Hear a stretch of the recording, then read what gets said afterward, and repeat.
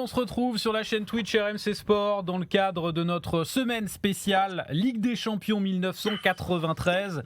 On était lundi avec Bernard Casoni. Demain, on sera avec Eric Dimeco à partir de 15h30. Mais l'important, c'est maintenant. Et je suis très heureux parce qu'on reçoit avec Rémi Dumont, journaliste foot évidemment RMC, Bonjour tout le monde. bien connu maintenant qui fait les interviews à chaque fois avec moi. Eh bien, on reçoit Pascal Olmeta, vainqueur de la Ligue des Champions 93 avec l'OM, figure évidemment de RMC et quelqu'un de populaire et attachant que vous aimez tous. Je vois que vous êtes déjà très nombreux dans le chat. Il y a énormément de cœurs et je vous rappelle le principe de ces interviews, c'est aussi que vous posiez directement vos questions à Pascal. On servira d'intermédiaire, mais si vous avez des questions sur l'OM 93 ou même d'autres questions, n'hésitez pas à les poser.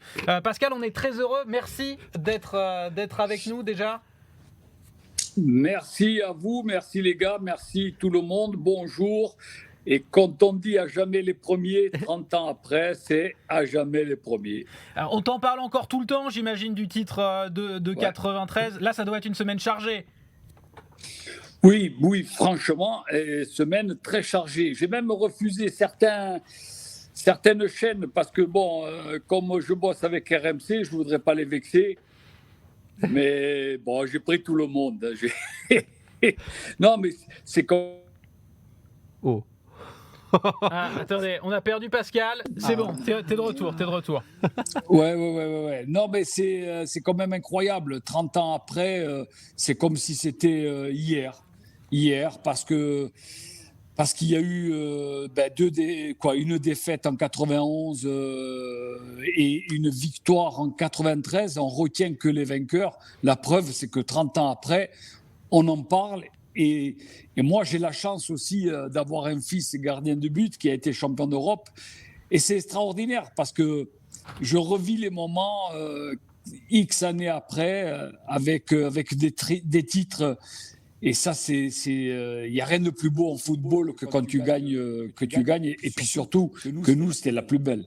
Et justement, alors on va revenir évidemment sur 91, 93, la préparation. Mais moi, j'ai une question sur justement un peu l'après. C'est-à-dire, est-ce que dès la fin du match, dès les jours qui suivent, vous aviez conscience de marquer l'histoire et justement, est-ce que vous doutiez presque qu'on vous en parlerait pendant les 20-30 prochaines années ? Tout simplement, il y a un homme qui avait dit tout au long de votre vie, vous allez entendre, on va vous reparler de cette victoire. Et c'est vrai qu'il avait raison, parce que pour une carrière de footballeur, qu'on puisse te parler autant de cette victoire, j'y croyais pas. Et aujourd'hui, encore 30 ans après, j'y crois toujours pas, parce que c'est tellement prenant que tout le monde en parle que c'est presque incroyable que nous sommes que le club français et marseillais à avoir gagné cette plus belle des coupes. Et Pascal, est-ce qu'on t'en parle tous les jours de cette victoire en Ligue des Champions, ou est-ce que depuis, avec les années qui ont passé, ça a un petit peu changé ? Ouais, attends, je reste quand même avec ma femme, hein. Je coupe le téléphone des fois. Hein. Non, mais pas tous les jours, mais beaucoup. C'est vrai, pourquoi ? Parce que tout le monde attendait chaque année le Paris Saint-Germain. Ils n'y arrivent pas. Et là, c'est toujours à remettre sur le grill. Et nous, à jamais les premiers. Et c'est nous qui l'avons gagné. Et nous, en tant qu'anciens, on est très, très fiers. Et après, c'est du chauvinisme, mais c'est même presque pas normal que les clubs français n'aient pas des étoiles sur le cœur. C'est vraiment dommage. Pourtant, on a les meilleurs joueurs et les plus belles équipes, quoi. On va faire un petit peu les choses à l'envers, mais j'ai une question. Comment tu réagiras le jour où un autre club français gagnera la Ligue des Champions ? On espère que c'est pour bientôt. Attends, c'est peut-être l'OM la prochaine fois. Mais justement, est-ce que et comment tu le vivras ? Est-ce que j'imagine que si c'est l'OM, ça te fera un truc en particulier, mais si c'est un autre club ? Tout simplement, j'ai regardé 2 finales la semaine dernière. C'était le RCT en challenge européen rugby et j'ai regardé La Rochelle gagner aussi la Coupe d'Europe. Ça m'a rien fait. Au contraire, j'étais excité. Alors tu vois que ça me fait rien. D'accord. Ok, bon évidemment on va voir ensemble 1993, la préparation, comment tu as vécu le match, les célébrations, mais pour parler de 93, on est obligé de revenir un peu en arrière à 91 où vous étiez peut-être sur le papier mieux armé, même pour gagner la Ligue des Champions, et vous perdez en finale. À la séance de tir au but, t'es gardien, t'es titulaire, elle se passe pas bien pour toi. Cette séance, puisque tu n'es pas décisif, je remue le couteau dans la plaie, mais est-ce que pour toi c'est le moins bon souvenir de ta carrière, le pire souvenir de ta carrière, cette finale de 91? Oui, franchement, quand tu as la chance de jouer une finale, parce que des milliers de footballeurs ne l'ont pas joué, ne la joueront jamais. Quand toi, tu as la chance de la jouer, quand tu es gardien de but, que tu es le seul défenseur, tu es le seul rempart et tu ne fais pas la différence. J'ai vécu ça il y a 1 an en arrière pour mon fils en championnat d'Europe et ils arrivent au quart de finale au pénalty. J'étais comme un fou. Pourquoi ? Parce que le mal que j'avais eu en 91. Ensuite, en demi-finale, ils sont au pénalty. J'étais encore plus malade. J'étais à 2 doigts de faire un infarctus. Mais comme quoi, ça m'a marqué, ça a marqué ma carrière, puisque je n'ai pas arrêté de pénalty et c'est qu'on n'a pas gagné. T'as eu du mal à le digérer après, ou tu as vite évacué ce mauvais souvenir? Non, ça a été très dur, ça a été très long, les nuits étaient agitées. Pourquoi ? Parce que, tout simplement, parce que tu avais le regard des autres, c'était, voilà, qui n'a rien arrêté à cause de toi. Mais bon, ça fait partie du football. Ce ne sont que des belles choses. Après, il n'y a aucun regret, puisque qui pouvait nous dire que 2 ans après, on y arriverait ? Alors justement, on peut peut-être parler de la saison d'après, avant de 93. Non, peut-être juste resituer ton arrivée à l'OM. Tu arrives à l'OM en 90, après ton aventure au Matra Racing, sur une finale perdue en Coupe de France contre Montpellier. Tu arrives, tu es titulaire. Alors on a les chiffres, tu as joué 53 matchs sur toute la saison en 90-91, dont les 9 de Ligue des Champions. Tu es champion de France et tu fais le doublé avec la Coupe de France. En revanche, vous perdez la finale de Ligue des Champions. Apparemment, tu étais l'un des joueurs les plus marqués justement par cette défaite en finale. Après arrive 91-92 où là c'est une autre saison, dans le sens où tu joues quand même 46 matchs, mais vous êtes très rapidement éliminé en Ligue des Champions. Vous faites que 4 matchs. Vous êtes quand même champion de France en 92 et après arrive la saison 92-93. Par rapport à justement cette expérience, elle vous a apporté quoi ? Elle t'a apporté quoi, cette expérience de 91 pour 93 ? Tout simplement de retenir les choses, que le football, il est simple, très très simple. Tout se passe dans les vestiaires. C'est comme un match, tout se passe au milieu de terrain. Et pour nous, 91, on la perd, mais rien ne pouvait nous arriver. On entamait des matchs, presque tu nous mettais un bandeau, attention avec le respect des autres, c'est une boutade. On était sûr de gagner des matchs. On perd 91, ça nous fait très très mal. On se dit, bon, on avait fait des erreurs à tel et tel niveau, on va régler ça. Et puis le piège à Prague, où on entame un match qui n'avait rien de spécial, on perd, ça nous remet en place. Là, on travaille en musculation pour revenir plus fort, tu sais, ceux qui veulent faire de la gonflette. Et puis pour se sentir prêt, pour dire voilà, les erreurs, elles ont été là. La chance, c'est qu'on a gardé pratiquement les mêmes groupes. On avait des mecs extraordinaires. On avait un coach fantastique, un sous-coach fantastique. Et puis tout ce qui fait la vie dans les vestiaires, ceux qui viennent te laver les linges, ceux qui nettoient les vestiaires. Il ne faut pas oublier ces gens-là. Et quand tu as ça, tu peux gagner. C'est pour ça que je m'attarde tout le temps à dire que s'il n'y a pas d'âme dans le vestiaire, tu peux avoir les meilleurs joueurs au monde, tu ne gagneras pas. Et comment t'expliques qu'il y avait cette âme-là, justement, tu dis par rapport aux gens, aux employés du club, quel exemple tu pourrais nous donner pour montrer à quel point ils ont joué un rôle, c'est-à-dire ils vous mettaient dans les meilleures conditions? C'était quoi? C'était des petits mots? C'était quoi? Tout simplement, tu arrivais le matin, ils avaient le sourire et il y avait le café prêt, il y avait des fois la mamie t'amenait des petits croissants. Ouais, tous des gestes qui font que tu attaques l'entraînement presque avec de la musique. Moi, je regrette voilà, de nos jours, qu'il n'y ait pas de musique, ou du moins, je fais une parenthèse, j'ai été il n'y a pas longtemps à Lens, voir mes potes, parce que le banc, c'est pratiquement que des Corses. J'étais dans les vestiaires, la musique à fond et tout, et ben voilà, ça triche pas. Il y a de la joie. Et ça, et oui, de la joie et puis de l'envie. Un se bat pour l'autre. Comme je dis à mon fils, quand il est gardien de but, ne gueule pas après tes défenseurs. Ils ont fait une erreur, essaye de la rattraper. Ça, c'est le plus important.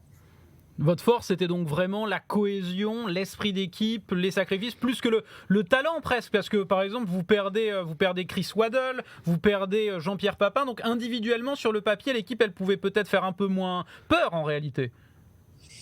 Non, parce qu'il y avait cette force-là. Tu aurais pu mettre Gilbert Montagnier avec nous. Je crois qu'il aurait joué, avec tout le respect que j'ai pour lui. Mais tu sais, quand tu te sens très fort, rien ne peut t'arriver. Et quand tu as une faiblesse, que tu te blesses, tu sais réparer tout ça. La force, elle est dès le matin quand tu arrives à l'entraînement ou que quelqu'un t'appelle, regarde, viens me chercher parce que ci, parce que là. Et je suis sûr que dans des clubs, il y en a qui diraient, prends un Uber. Voilà. Que nous, non, on pouvait faire le tour de Marseille, on allait chercher le pote ou on arrivait en 2 chevaux. Il n'y avait pas l'histoire des Ferrari ou des Porsche. Non, on savait d'où on venait, on était simple. Et le football nous a tout donné à cette équipe-là. Elle nous avait tout donné. Et on a rendu à notre public ce que eux nous ont apporté tout au long des semaines, des mois et des années d'entraînement. Et tu sais, quand tu vas faire des courses, tu vas acheter de la viande, on te dit non, laisse tomber, tu ne payes pas. Et ça, tu le vois qu'à Marseille. Si tu vas à Paris, le mec, il ne sait même pas qui tu es, tu vas le payer double, ton steak. Voilà, la vie, elle est là. Tu parlais du grand entraîneur que vous aviez, on parlait évidemment de Raymond Goethals. Est-ce que tu avais un rapport particulier avec lui, notamment du fait qu'il était ancien gardien, Raymond Goethals ? Oui, mais qui n'avait pas un très bon rapport avec lui ? C'était un peu le papa de tous ces joueurs. Ça nous faisait rire des fois quand il mettait au tableau qui parlait, que nous on parlait entre nous, de dire voilà, bon, il nous place là, mais rentre un peu plus. Bon, on avait la chance d'avoir un Didier Deschamps aussi dans notre équipe qui était coach plus qu'un coach. Adjoint. Coach adjoint, oui, qui à un moment dans les couloirs, il disait bon, regarde, ça et ça va se passer comme ça va faire ça. Voilà, tu as la force de ces grands joueurs. Et nous, le coach, c'était un ami avant tout. Alors, il y a quand même, tu perds ta place cette saison-là. Il y a l'arrivée de Fabien Barthez. C'est Raymond Goethals, le papa de la bande, qui te l'annonce. Comment t'apprends que tu vas partir sur le banc ? Non. Bon, la personne, le président n'est plus là. Voilà, il nous a quittés. Je m'entendais pas bien du tout avec lui. Et j'avais eu des mots très très chauds quelques jours avant. Et puis derrière, tu avais fait Fabien Barthez qui arrivait, moi le premier, j'ai reconnu que c'était un monstre, un très très bon gardien de but. Après d'arriver si vite, ça s'est fait que j'ai payé un peu mon caractère, mais c'est pas grave parce que j'étais là pour continuer à apprendre et continuer à travailler et puis travailler pour les autres, parce que quand tu veux gagner, il faut savoir apporter plus que de faire la gueule et de foutre le bordel. Alors justement, il me semble que c'est Jean-Pierre Bernès qui te l'annonce au téléphone que tu vas passer entre guillemets numéro 2. En revanche, tu vas jouer un match de Ligue des Champions quand même. Tu vas jouer le premier match de la saison. Parce qu'il me semble que, en fait, comme tu fais un bon match, derrière, tu rebats toi-même un petit peu les cartes. Sauf que, après, dis-moi si je me trompe, hein, mais après, il t'arrive c'est à l'entraînement ou dans un match que tu te casses la jambe ? L'entraînement, le vendredi. Le vendredi, la veille du match. Oui, à la fin de l'entraînement, parce que Tout simplement, c'est qu'il y a un match à Glasgow. Fabien ne s'était pas troué, je peux le dire, mais il avait été limite par rapport à ceux qui nous connaissent en gardien de but et qui avaient dit que ça allait pas. Bon, enfin bref. Et là, Jean-Pierre Bernès, il me dit bon, tu vas rejouer. Le vendredi, comme quoi tout est écrit, le vendredi, sur un ballon de merde, je me casse la jambe tout seul. Et là, ben, ça y est, je suis sur le côté et pendant 3 mois, je fais la rééducation. Mais bon, j'allais à l'entraînement, je supportais mes potes, j'avais toujours des mots à faire passer, à rigoler et puis la bonne ambiance. Alors, comment quand tu jouais, enfin quand tu n'étais pas blessé, comment tu faisais pour mettre Fabien Barthez dans les meilleures conditions? Parce que tu dis justement c'était important de ne pas faire la gueule. Comment ça se passe quand c'est comme ça? Tu sais que tu ne vas pas jouer, tu sais que tu as quelqu'un devant toi. Qu'est-ce que tu faisais pour que ça se passe bien? Ben, tout simplement, tu te lèves le matin, tu souris, et si encore plus tu as la trique, tu sais que ça va être une belle journée. Et là, là c'est simple, c'est que le football, je le dis, je le répète, t'apporte beaucoup dans ta vie de tous les jours si tu es bien en famille. L'essentiel, c'est d'avoir la santé. Et si tu vas à l'entraînement, que tu fais la gueule, il va t'arriver que des catastrophes. Et comme j'ai dit à mon fils, pour son championnat d'Europe, il était numéro 2. Et j'ai dit, Lisandre, quand tu vas à l'entraînement, souris, entraîne-toi, apporte plus aux autres, tout peut arriver. Et le malheur pour l'autre gardien, c'est qu'il se blesse juste avant le championnat d'Europe. Et là, c'est mon fils qui fait ça. Et qui fait le championnat d'Europe, il est champion d'Europe. Voilà, comme quoi, Euro tu ne U17. peux pas faire Euro 17. Et là, c'est pareil. Moi, le premier, je ne pouvais pas croire que ça pouvait m'arriver, mais je me suis cassé la jambe bêtement. Des blessures peuvent arriver, mais si tu n'es pas prêt, que tu mets tout le monde dans la mauvaise ambiance, ça ne peut pas aller. Un club, ce n'est pas ça. Moi, Fabien, c'était mon pote. On sent beaucoup de fierté quand tu parles de ton fils. Il est donc gardien de but. Il a eu le choix de son poste ou pas vraiment? Ah ben carrément, oui. Moi, mon père était gardien de but à l'époque et c'est comme quoi la graine qu'on a entre les jambes, elle est toujours bonne. Hein. La preuve, quand j'ai envoyé la mienne, il fait 1m90. Comme moi, il avait commencé dans le champ et le coach avait dit, bon, regarde, vous n'êtes pas bon, passez dans les buts. Et on est passé, moi et lui, on est passé dans les buts. Apparemment, ça marche. Avec succès. Ouais. Moi, ce que je voulais savoir par rapport à cette année en 93, t'expliquais chez nos confrères de la Provence ou même chez nos confrères de France Football qu'au début de la saison, il y a quelques tensions dans l'équipe, dans le vestiaire. Du coup, comment tu vois cette saison? Est-ce qu'il y a un moment où tu te dis, malgré tout ce qui se passe, on peut faire un truc? Ou à la base, tu te voyais jamais aller aussi loin? Non, tout simplement. Quand tu as des tensions dans une équipe, il faut couper court tout ça. La gangrène, il faut la couper, autrement c'est tout le corps. Moi, le premier, caractère de chien, gardien de but, dès que je voyais qu'il y avait un truc qui n'allait pas, je chopais qu'il fallait choper, je remettais les choses en place.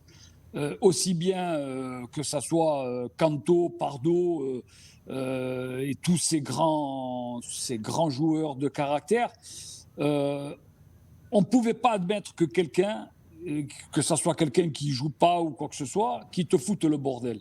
C'est pas possible. Pour gagner, il faut être tous dans le même sens, dans le même bateau et aller de l'avant. Et dès que tu jettes le gilet de sauvetage, tu es mort. Alors du coup, la saison se passe, donc toi tu es en rééducation déjà, comment tu sens l'évolution de la saison? Parce que toi tu la suis d'un rôle particulier, tu es blessé, tu n'es pas dans l'équipe même si tu la vois au quotidien. Comment tu la vois évoluer cette équipe jusqu'à la finale?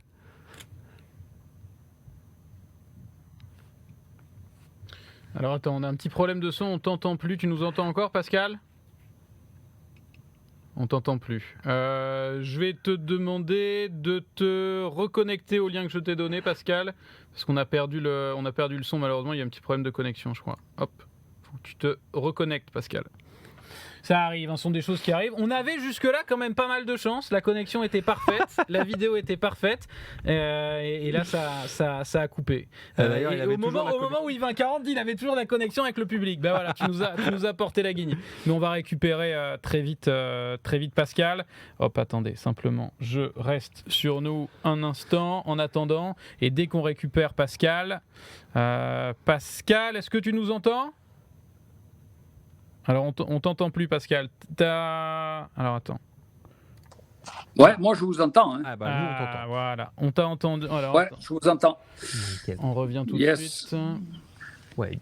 Du coup, ce qu'on te demandait, ce qu'on te disait, c'était par rapport à toi, ta position particulière cette saison de par ta blessure, mais de par le fait que tu allais, comme tu nous le disais, au centre d'entraînement pour te remettre sur pattes. Quel regard tu avais sur l'équipe et sur la saison qui se déroulait du coup ? Un très bon regard, parce que tous les matins j'étais avec Jacques Bailly, notre kiné. C'était un peu le père de tous les joueurs qui venaient se confier. Tu sais, tu as toujours un curé dans une équipe. Et moi, tout le monde passait par ton confessionnal. le vestiaire. Ouais. Et puis, les petites choses qui n'allaient pas, elles étaient vite réglées. Je crois qu'il faut savoir laisser les problèmes en dehors du football de côté, et puis les mauvaises gueules, les remettre en place. Mais autrement, tu sais, tout le monde connaissait le football, pour dire, chacun disait la sienne, et tu recadrais tout ça. Et après, tu pouvais t'entraîner comme il fallait. Alors, du coup, toi, tu as ce rôle particulier où tu joues pas de la saison. En revanche, tu arrives quand même à être du voyage, même un petit peu plus tard que les autres, à Munich. Tu rejoins l'équipe, je crois, il me semble, 2 jours avant le match, ou juste la veille du match. Juste l'avant-veille, oui. 2 jours avant, je crois. 2 jours avant. Ouais. Donc Mais en fait, il y a 30 ans jour par jour. 30 ans jour pour jour, en fait, puisque c'était le 24 mai. C'est ça. Non, Eh oui. Ouais. Eux, ils étaient déjà là-bas. Moi, je suis parti dans un avion avec des journalistes. Je suis arrivé dans un hôtel qui n'était pas celui des joueurs. Je me suis retrouvé un peu isolé. Et puis, il y a François Albertini qui est venu me chercher, m'a ramené à l'hôtel. Ils étaient à table. J'ai dit bonjour à tous mes amis. Je n'ai pas dit bonjour à 2 ou 3 personnes. Et puis l'après-midi, entraînement, et je me suis régalé avec Castaneda, Tom Vido et Fabien. On s'est régalé à l'entraînement et on savait ce qu'on voulait et on était sûr qu'on allait la gagner. C'était une brouille avec le président qui explique le retard ? Oui, oui, parce que c'était comme ça. C'était que je n'allais pas dans le sens de mon président, et après il fallait accepter les choses. De toute façon, si tu veux foutre le bordel, tu peux le faire, mais ça n'apporte pas grand-chose à tes potes, ceux qui jouent. Il faut savoir que si c'est facile de foutre de la merde dans un vestiaire, le plus souvent c'est ceux qui font la gueule qui ne jouent pas, mais si tu es vraiment professionnel, au contraire, il faut apporter plus quand tu veux gagner. Et c'était ce qu'il fallait faire. Tu sais ce qui explique ce changement, le fait que tu les rejoignes finalement ? C'est le président qui change d'avis, c'est le coach, le capitaine, le groupe qui interviennent. Comment ça se fait que finalement tu les rejoins ? Tu as eu l'explication ? Non, parce que j'étais toujours, après ma blessure, je reviens. J'avais fracture du tibia, arrachement des ligaments. J'arrive à revenir 2 mois et demi après à jouer en national. Après, j'étais tout le temps en entraînement avec Castaneda, avec les 3 gardiens. J'étais second, j'étais prêt s'il y avait blessure ou quoi que ce soit. Mais Fabien montait en puissance et on était heureux parce que les gardiens, je le dis, on est très fraternels. On était heureux de s'entraîner. C'était lui qui jouait le dimanche, on acceptait. Il n'y avait aucun problème. On sait qu'il y a un premier, il y a un deuxième, un troisième. Et le deuxième doit être pas meilleur, mais aussi bon que le premier. Et nous, on était prêts. Et l'ambiance est alors très différente de 91, parce que 91, c'était un peu bunkérisé. En 93, c'est un peu plus colonie de vacances ?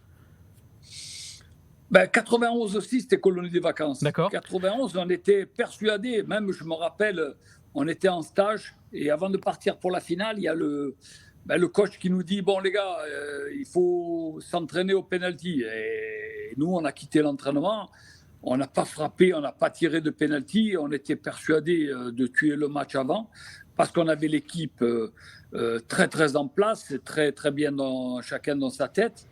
Et nos matchs qu'on jouait en championnat, on rentrait, on les tuait d'entrée, je ne touchais pas de ballon.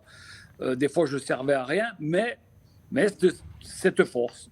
Et 93, c'est pas que parce qu'en face, on avait du costaud, c'est pas qu'on n'était pas sûr de perdre, non. Mais on était solide. Ça, c'est important. Alors, j'ai cru comprendre que les veilles de match de Coupe d'Europe, tu avais un peu de mal à t'endormir. Et que du coup, pour trouver le sommeil, tu allais voir quelques copains dans les chambres. Oh, j'ai eu peur. Ça commençait, ça sentait l'anecdote douteuse. Et que apparemment, tu allais les voir pour les embêter un petit peu. Est-ce que ça a été le cas dans la nuit du 25 au 26 mai, par exemple, 93 ? Est-ce que tu as été chafouiner quelques copains ? Comment ça s'est passé ? Ah ben oui, tu sais que je dormais peu. Mais alors, quand je dis peu, c'est que je dormais pas du tout. Tout ça, ça continue. Hein, je dors très peu, mais surtout quand tu te dis que demain, il y a des matchs importants, mais non pas parce que tu as peur. C'est que tu vas jouer contre Gullit, que tu vas jouer contre Van Basten, que Rossi dans les buts, et que c'est Maldini. Je prends ce match-là, mais d'autres matchs aussi. Et moi, j'aimais bien emmerder les uns et les autres. Papin, Pardo, je passais par le balcon. À 2h du matin, je me suis retrouvé nez à nez en sortant de l'ascenseur avec Gotals et Jean Fernandez, avec le coussin, avec un pelochon à la main parce que je chopais. Dès que les gars m'ouvraient, je leur tapais dessus. Je me suis retrouvé dans un château à Milan. On était dans un château avec un drap sur la tête et les bougies en pleine nuit à faire les cons. Comme quoi, gamin, on restera tout le temps. Mais c'est ce qui est important. C'est être comme ça pour préparer des matchs. Ça te prouve qu'on était fort dans la tête. Alors, justement, donc on arrive au 26 mai. Tu peux nous décrire un petit peu l'ambiance le matin au réveil ? Comment tu sens l'équipe ? S'il y a toi des souvenirs qui te reviennent à l'esprit, les comportements des uns ou des autres. Comment c'était le matin de la finale ? Le matin de la finale, elle était très belle parce qu'on arrivait les uns après les autres, parce que Basile, gros nounours, il n'était pas... Attention, hein, je le dis parce que c'est mon ami, mais il était tout blanc. C'était des moments... Il y en a d'autres qui étaient dans leur esprit à eux. Il fallait les laisser tranquilles. Mais ce que je me rappellerai, c'était dans les vestiaires avant le match, où tu avais ces déconnades, ces rigolades, où un ou deux se préparaient vraiment différemment, mais la plupart, c'était parler d'autre chose.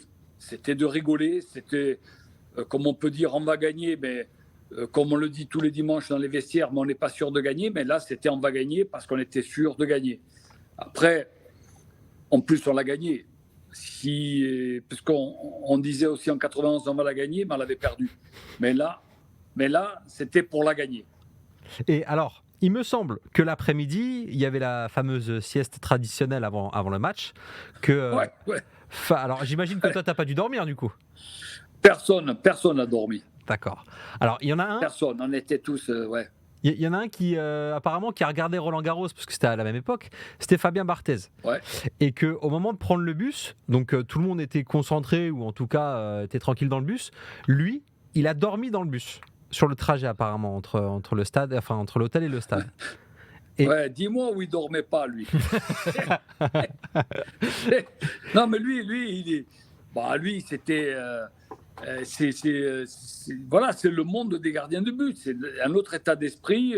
Rien ne le touchait, rien ne lui faisait peur. c'est vrai que dès qu'il pouvait roupiller, il oubliait son sac, il oubliait ses gants. Heureusement qu'on était là pour lui apporter ce qui lui manquait.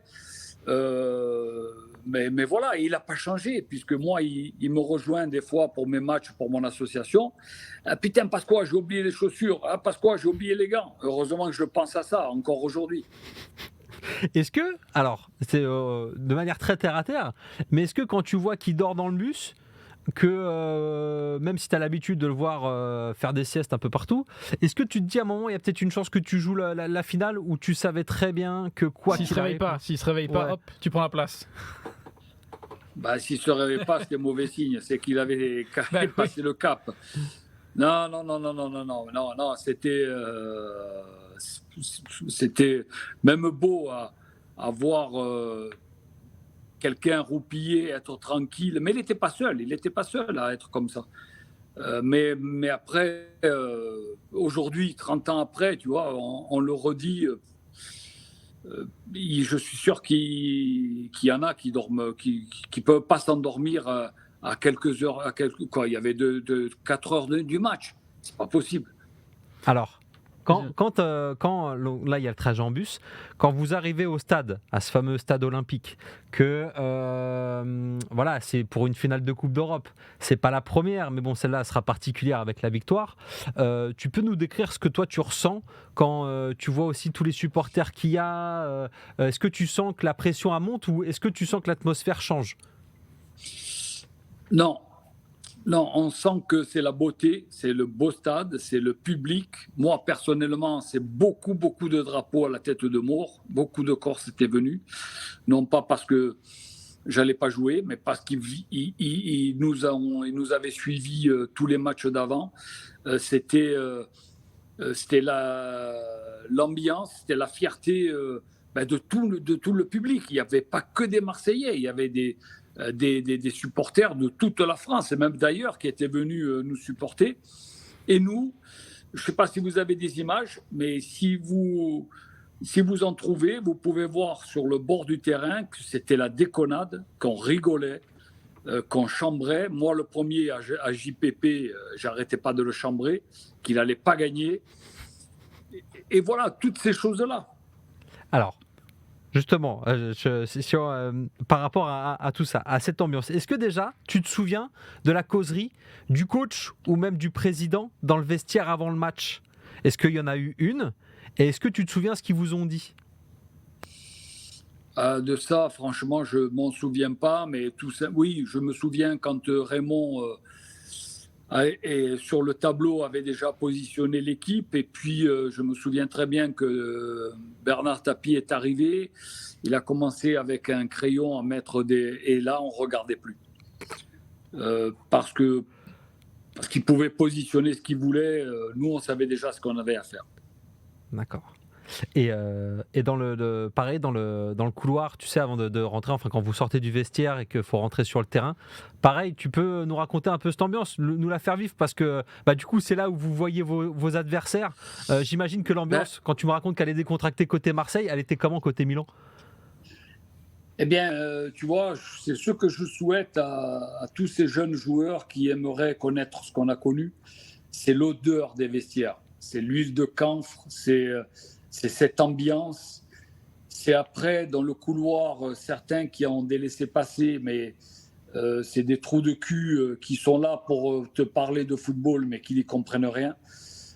C'est la beauté de se retrouver deux équipes avec des grands joueurs en face et de te dire, à la fin, il n'y aura qu'un vainqueur, en espérant que ça soit nous, et avec le respect de vivre ce bon moment, d'être là avec ton fanion, regarder l'adversaire, ces grands joueurs, sourire avec eux, parler avec eux, et puis quand tu lâches les fauves, là il n'y a plus rien. Là c'était l'apothéose, c'était fabuleux. Le match, donc tu le vis sur le banc. Tu as un caractère très différent quand même de Bernard Casoni, qui lui nous dit qu'il est tranquille, serein, et que il est sûr de gagner. Lui nous a-t-il dit lundi après la double parade de Barthez en première mi-temps. Pour lui, c'était gagné à ce moment-là. Toi, comment tu le vis et comment tu vis justement les arrêts de Fabien ? Bien, moi, personnellement, ayant fait l'échauffement avec lui, je savais qu'il était prêt. Je savais parce qu'il y a des choses qui ne trompent pas entre nous. J'étais tranquille. Mais sur le banc, Cazzoni, il était, il était calme, il était bien comme les 2 ou 3 autres. Mais non, moi, je jouais sur le banc. Je tapais, je sais même plus si j'avais pas pris un carton, mais sans trop en faire par rapport à ce que Fabien puisse, parce qu'on a toujours les regards, on se regardait, et puis après il n'y a qu'une chose, c'est que on gagne, et à la fin du coup de sifflet final, Fabien il traverse le terrain, il vient, on se prend dans les bras, voilà, comme quoi le match il a joué, mais je l'ai joué aussi, et ça. C'est vrai que je le dis, mais certains vont dire ouais, mais qu'est-ce que tu as joué? Tu étais sur le banc. Non, parce que le banc, c'est les semaines et les journées avant qu'on a passé tous ensemble dans les vestiaires. C'est ça qui fait que tu as une âme de vainqueur. C'est être avec eux et prêt à rentrer s'il y a quoi que ce soit. Donc vraiment la victoire d'un groupe et je dois avouer que c'est touchant parce qu'on voit encore de l'émotion. Quand tu parles 30 ans après de ce moment de Fabien qui va vers toi, ça se voyait. Ouais. C'est parce que je revis ça. Et pourtant, il y a 30 ans, les gars, il y a 30 ans. Et c'est quand même incroyable. Et tu vois, j'en parlais avec mon fils hier, je ne sais plus de quoi, parce qu'il a lu un article. Et voilà, on est rentré dans le truc. J'ai dit, qu'une chose, je lui ai dit, j'espère que tu vas vivre en professionnel ce que nous, on a connu, cette équipe-là. Et encore, je le dis, je le souhaite encore à tous ces joueurs de jouer ces grosses finales. Alors, il y a cette victoire, il y a le coup de sifflet final. Tu viens de le raconter, vous vous prenez dans les bras avec Fabien Barthez. Est-ce que toi, tu peux nous raconter le sentiment que tu as et ce qui t'a marqué quand tu touches la Ligue des Champions, quand tu la soulèves à ton tour? Est-ce qu'il y a un truc particulier? Est-ce que tu vois, il y a un poids, j'en sais rien, mais t'as ressenti quoi? Qu'est-ce qu'elle t'a fait cette Coupe d'Europe? Alors, ce qu'elle m'a fait, c'est que quand tu es jeune, que tu gagnes la Coupe de France, c'est-à-dire la Gambardella en jeune, comme vient de la gagner mon fils, je le répète encore, tu te dis, en tant que jeune, tu te dis, si je vais devenir professionnel, c'est le plus beau jour de ma vie, la Gambardella. Mais quand tu as la chance de soulever la coupe aux grandes oreilles qui pratiquement fait la moitié de ta grandeur, sa lourdeur, tu te dis, mais voilà, le rêve, il est là, c'est pas possible. Tu la soulèves et tu as toujours ton visage caché tellement qu'elle est grande, tellement qu'elle est belle.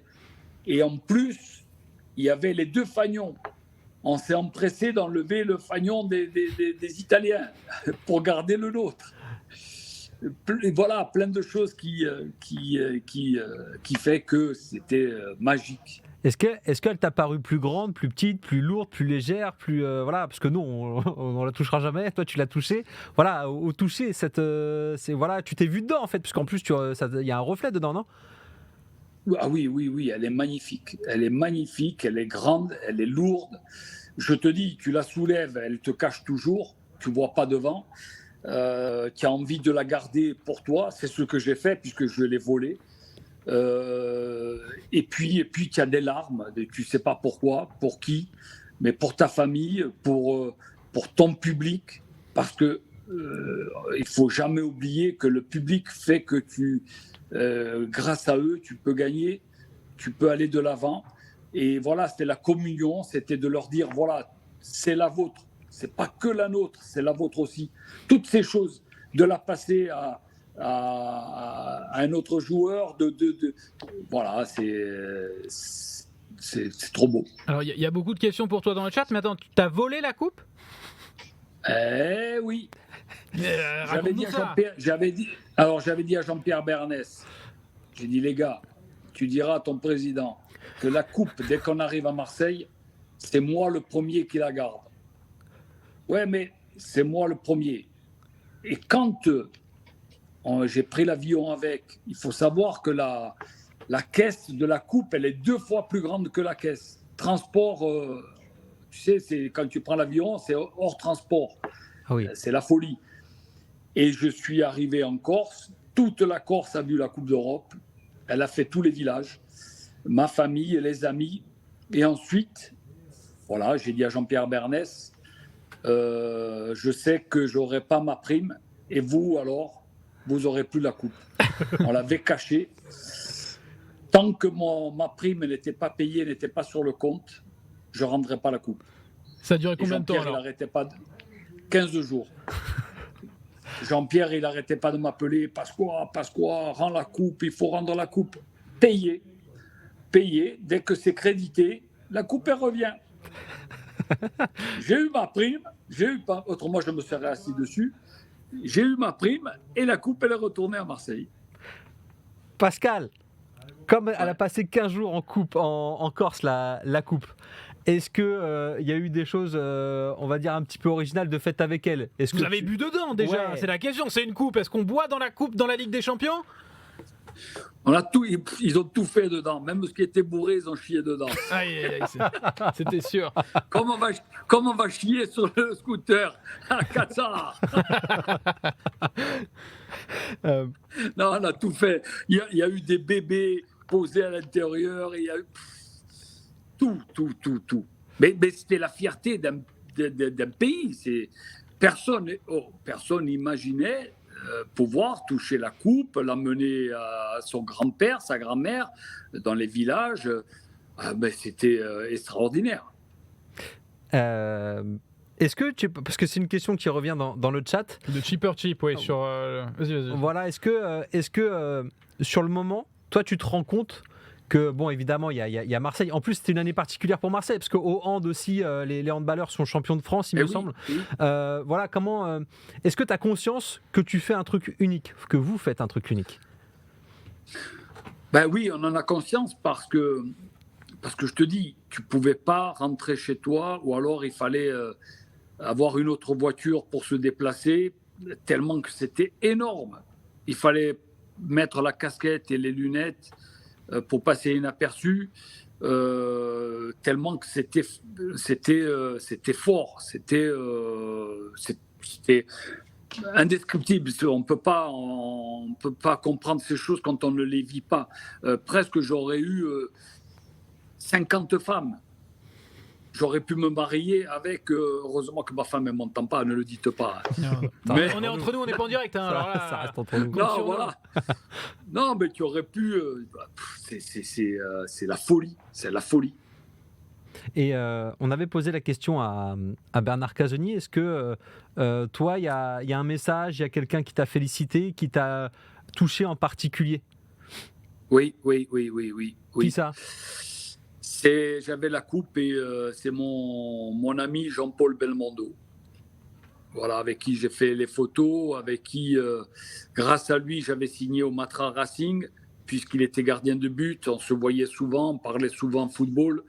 Il disait toujours à Jean-Luc Lagardère, il faut que tu prennes ce gardien parce qu'il est extraordinaire. Et quand j'ai eu la chance de gagner cette coupe, j'en ai fait profiter à mon pote Bébel. Et alors, il en a fait quoi avec? Il a pris des photos? Comment ça s'est passé? On a fait des photos, on a passé une soirée, puisqu'on avait mangé au restaurant du Maracana, avec tous mes potes les plus proches. Il y en a qui sortaient de prison et j'ai fait vivre. On est tous les mêmes. Que tu sois président, que tu sois éboueur, que tu sois faire profiter tout le monde.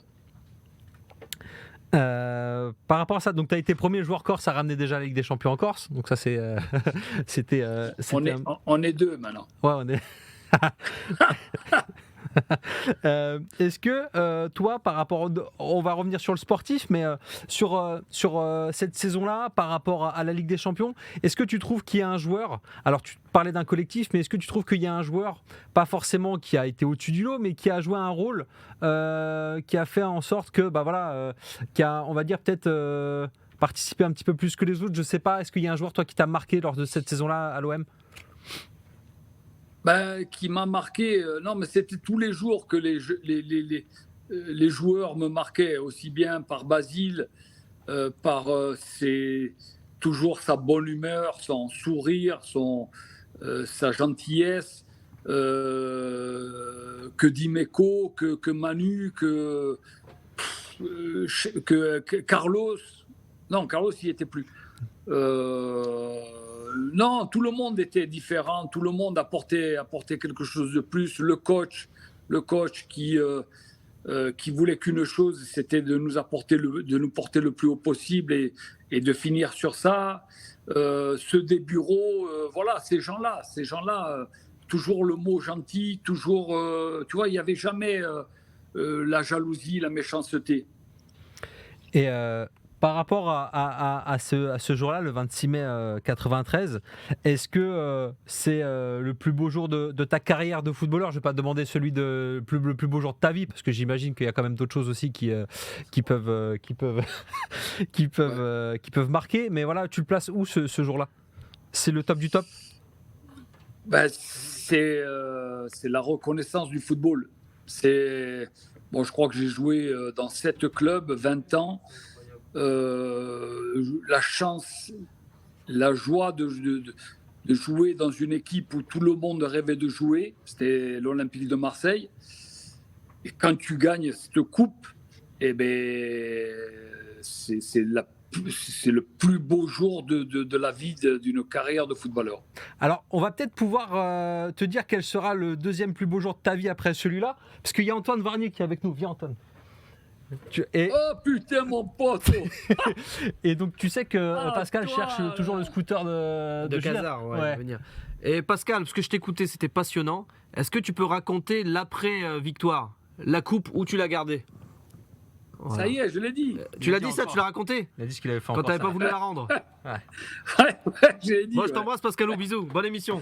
Ciao, Rémi. Ciao, mon pote. Bon, tu reçois beaucoup de messages du chat, en tout cas, je te le dis. Il y a Gridacham qui nous dit qu'il est devenu gardien de but parce qu'il t'a vu jouer à Lyon et que c'était son rêve de gamin de t'imiter. On a Lolo qui visiblement travaille dans ton ancien bar à Paris, dans le 5e, qui t'offre avec plaisir les 3 premiers pastis si jamais t'y passes un de ces 4. Donc, il faudra demander Lolo derrière le bar. Une info aussi intéressante, je suis obligé de te la partager. On a beaucoup de questions pour toi un peu générales.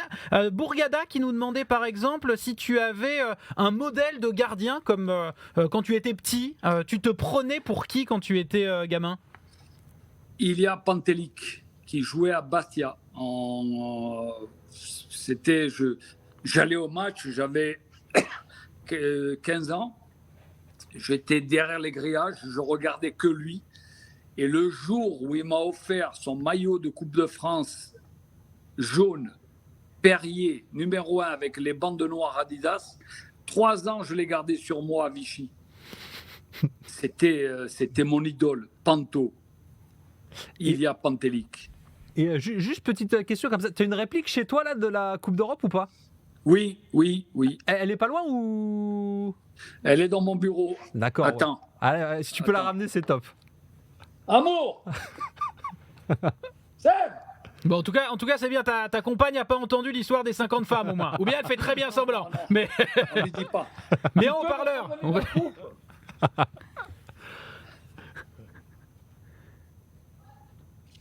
Elle arrive. Ah, génial. Nous on a entendu. Tu peux pas te lever toi-même, Pascal. Là, va la chercher. Non, ça c'est Katsar. Elle arrive. En attendant, j'ai une autre question de Grover qui nous dit Eric Dimeco a souvent raconté qu'il arrivait que tu rentrais dépecer des sangliers dans les douches du vestiaire. Est-ce que c'est vrai ? C'est Génial. Magnifique. Merci mon amour. Merci. Je disais qu'avec l'OM, j'aurais pu avoir 50 femmes. Ah oui, c'est bien. Voilà, et elle est gravée, elle est écrite. Ah, c'est Comme génial. les- Canon. Ouais. Ah, c'est la réplique, Comme la quoi. vraie. En plus, il y a Oui, ton oui, nom, oui, quoi. c'est- Ouais. Ouais, tout en comme la coupe, comme il y a le nom, il y a tout et tout est gravé là. Ah, c'est génial. Celle-ci est propre, il n'y a Vous pas la voyez de. bien Ouais. Il n'y a rien dedans, Non, j'espère. c'est là. Non, Ah, non, ça non, va. Génial. Peut-être juste un petit mot parce que tu en as beaucoup parlé. Tu peux nous parler de ton fils qui a justement remporté la Coupe Gambardella avec Monaco. Qu'est-ce qui te plaît chez lui parce qu'il est gardien? Qu'est-ce qu'il a que toi peut-être tu n'avais pas à l'époque? Des qualités, voilà, nous parler de lui. tout simplement. Ouais. Ben déjà, Fabien Barthez l'a appelé il n'y a pas si longtemps que ça. Et pour lui parler et pour lui dire que quelques trucs à lui et il est l'opposé de moi. Si sa force, c'est sa tranquillité, il a les deux pieds. Et quand j'ai vécu son championnat d'Europe où il fait les deux qualifications au penalty, où il arrête des penaltys, moi j'étais comme un fou, j'étais à deux doigts d'exploser. Et lui, il était tranquille. Sa force, c'est sa tranquillité. Ça, c'est un bon point. C'est comme Fabien. C'est sa force. Il joue où maintenant? Parce que dans le chat, il y a You Can Call Me Seb qui nous dit: est-il content de la signature à Lille? Il joue à Lille maintenant? Eh bien, il va signer avec les pros à Lille. D'accord. Voilà, ils reprendront le 7 juillet. Et c'est son choix. Monaco lui proposait un beau contrat de 3 ans. Lille lui propose un contrat 3 ans, 5 ans, plus 2. Et c'est certaines paroles qui ont fait que son choix s'est porté sur Lille. Lille qui a l'habitude de faire confiance aux gardiens jeunes, on l'a vu avec Lucas Chevalier par exemple, donc ça peut rentrer peut-être, j'imagine, Avec dans la McPenny décision. aussi, Ouais, c'est très important. En plus, quand on a été, il y avait mon pote Grégory Vimbé, qui lui a parlé. Non, c'est comme j'ai dit, et puis des fois, il reçoit des messages parce que tu es le fils d'eux. Non, mais c'est pas moi qui joue. C'est pas parce qu'il porte le nom derrière. Si tu es pas bon, tu joues pas. Si tu es pas bon, tu peux pas être joueur. Et comme tous les enfants d'eux, s'ils le méritent, pourquoi pas? Il faut en être fier. Moi, je serais fier si Paris ne gagne pas la coupe, c'est sûr. Merci Pascal, je pense que c'était le mot de la fin là.